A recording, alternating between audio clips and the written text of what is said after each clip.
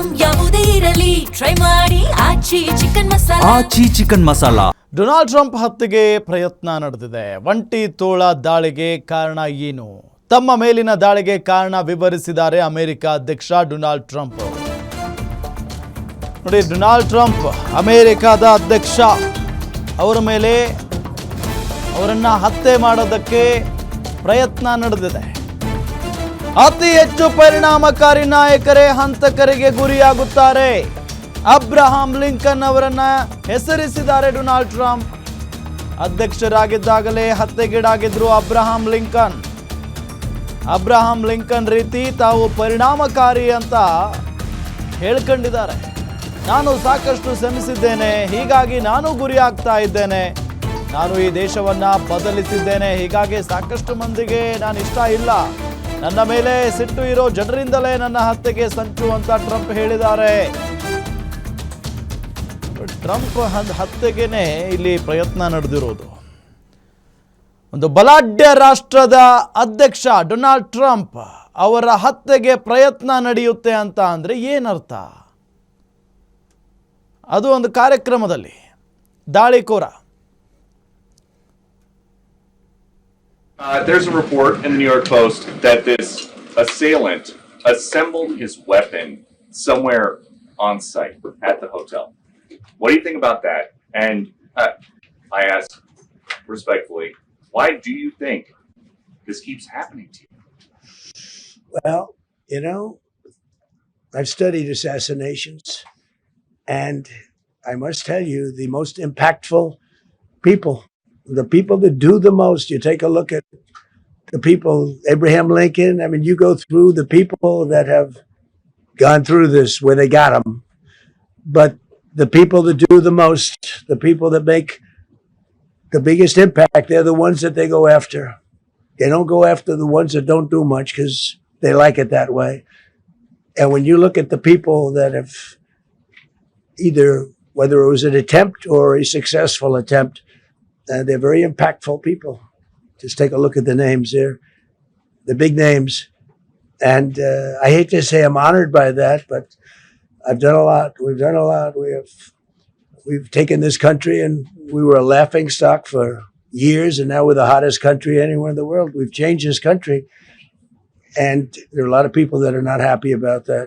So I think that's the answer. There's a report in the New York Post that this assailant assembled his weapon somewhere on.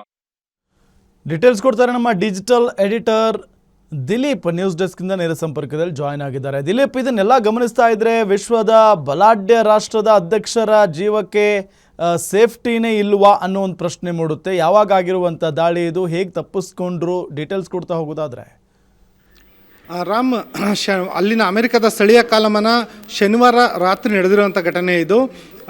ಏನೊಂದು white house ಇದೆ, white ಹೌಸ್ನ ಬಳಿಯಲ್ಲೇ ಇರುವಂತಹ ಹೋಟೆಲ್ನಲ್ಲಿ ನಡೀತಿದ್ದಂಥ ಕಾರ್ಯಕ್ರಮದ ವೇಳೆ ಇವೊಂದು ಸಭಾಂಗಣಕ್ಕೆ ನುಗ್ಗೋದಕ್ಕೆ ಪ್ರಯತ್ನ ಪಟ್ಟಂಥ Thomas Allen ಅನ್ನೋ ವ್ಯಕ್ತಿಯನ್ನು ಈಗ ಭದ್ರತಾ ಪಡೆಗಳು ವಶಕ್ಕೆ ತೊಗೊಂಡಿದ್ದಾವೆ.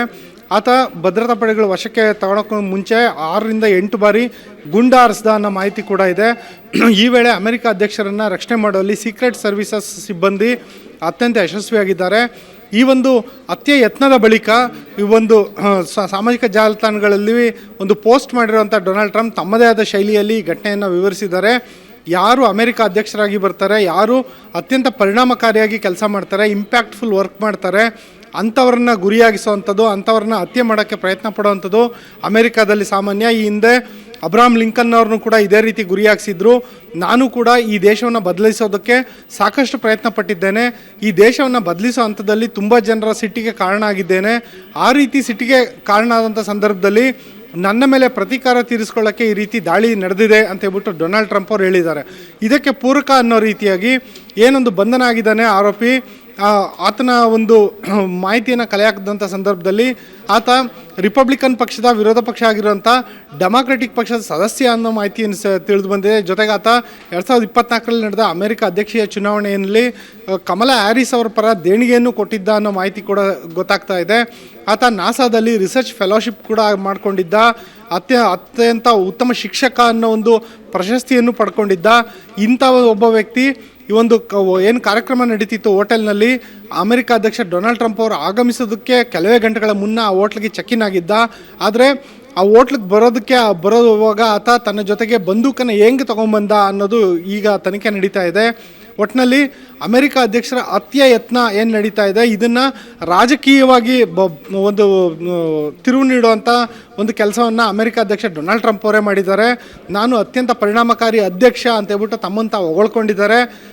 ನಾನು ಏನೊಂದು ಪರಿಣಾಮಕಾರಿ ಕೆಲಸ ಮಾಡಿದ್ದೀನಿ, ಈ ದೇಶವನ್ನು ಬದಲಿಸುವಂಥ ಕೆಲಸ ಮಾಡಿದ್ದೀನಿ, ಈ ಒಂದು ಪ್ರಯತ್ನ ನನ್ನ ಆಗದಲ್ಲೇ ಇರೋರು ಇಂಥ ಕೃತ್ಯ ಎಸಗಿದ್ದಾರೆ ಅನ್ನೋದ್ರ ಮೂಲಕ ಡೊನಾಲ್ಡ್ ಟ್ರಂಪ್ ತಾವು ಒಬ್ಬ ಅತ್ಯುತ್ತಮ ಕೆಲಸಗಾರ ಅಂತ ತಮ್ಮಂತ ಹೊಗಳ್ಕೊಂಡಿದ್ದಾರೆ. ರಾಮ್.